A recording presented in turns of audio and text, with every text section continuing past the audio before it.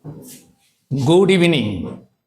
Welcome to my channel English with RCM sir. Today's topic is identification of parts of speech, or use the same word in different parts of speech. অর্থাৎ একই শব্দ বিভিন্ন parts of স্পিচে ব্যবহার করা, কিংবা যে সেন্টেন্সগুলো রয়েছে এই সেন্টেন্সগুলোর মধ্যে আইডেন্টিফিকেশন করতে হবে পার্টস অফ স্পিচ, অর্থাৎ কোনটা নাউন কিংবা verb, adjective or adverb. So let's start identification of parts of speech. We have to hands, আমাদের দুটো হাত রয়েছে। তাহলে এই যে উই হ্যাভ টু হ্যান্ডস, আমাদের দুটো হাত রয়েছে, এই যে হ্যান্ডস, এই হ্যান্ডসটা কি? উই হ্যাভ টু হ্যান্ডস মানে আমাদের দুটো হাত রয়েছে, অর্থাৎ কি রয়েছে? হাত রয়েছে, এটা একটা object. We have to hands, এটা হচ্ছে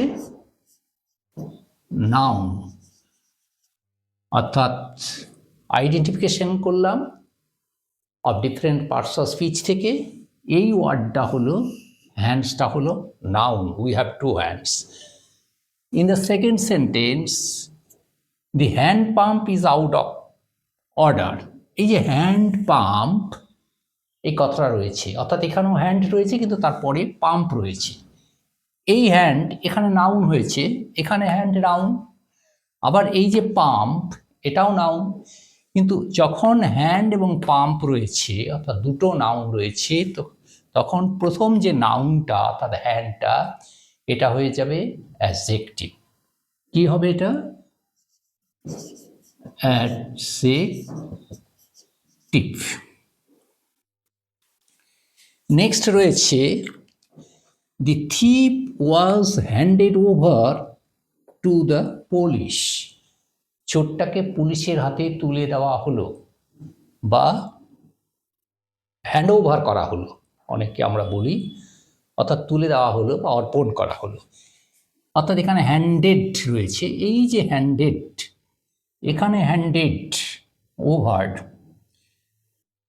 হ্যান্ডেড অর্থাৎ তুলে দেওয়া হলো, এখানে হ্যান্ডটা ইউজ হয়েছে ভার্ব হিসাবে, এখানে ভার্ব হিসাবে ব্যবহার করা রয়েছে। আর এখানে এই শব্দটা হ্যান্ডেড টু দ্য পুলিশ না করে হ্যান্ড ওভার বলা হয়, হ্যান্ডেড ওভার। এখানে হ্যান্ডটা ব্যবহার করা হয়েছে, অর্থাৎ এখানে এই হ্যান্ডটা ব্যবহার করা হয়েছে যেমন অ্যাডজেক্টিভ, এখানে হ্যান্ডেড কথাটা ব্যবহার করা হয়েছে ভার্ব। এবং লাস্টে রয়েছে রাইটস অ্যান্ড ডিউটিজ, অর্থাৎ অধিকার এবং কর্তব্য। এটা কি হয়? গো, যায়, হ্যান্ড ইন হ্যান্ড, হাত ধরাধরি করে এগিয়ে যায়। অধিকার এবং কর্তব্য, rights and duties go in hand. অর্থাৎ এখানে এই যে হ্যান্ড ইন হ্যান্ড কথাটা রয়েছে, এই হ্যান্ড ইন হ্যান্ড, এখানে হ্যান্ডটা কি হয়েছে? গো হ্যান্ড ইন হ্যান্ড, অর্থাৎ রাইটস অ্যান্ড ডিউটিস গো, যায়, ইন হ্যান্ড। এটা সবসময় বুঝতে হবে যে লাস্টে এটা লিখে দিচ্ছি ঠিক করে, rights and duties go hand in hand, অধিকার এবং কর্তব্য হাত ধরে করে যায়। এই যে গো হ্যান্ড ইন হ্যান্ড, এখানে দুবার হ্যান্ড রয়েছে, এই হ্যান্ডগুলো এখানে, এই হ্যান্ড ইন হ্যান্ড ইউজ হয়েছে এখানে অ্যাডভার্ব। অর্থাৎ আমরা এখানে হ্যান্ডসটা রয়েছে নাউন ফার্স্ট সেন্টেন্সে, we have to hands. In the second sentence, the hand pump is out of order. এখানে হ্যান্ড কথাটা পরে পাম্প থাকার জন্য এই হ্যান্ডটা কি হয়েছে? এখানে অ্যাডজেক্টিভ। আবার এখানে the thief was handed over to the police, এখানে হ্যান্ড ওভার, এখানে এই হ্যান্ড কথাটা এসছে এখানে ভার্ব। লাস্টে rights and duties go hand in hand, এই কথাটা এসছে অ্যাডভার্ব।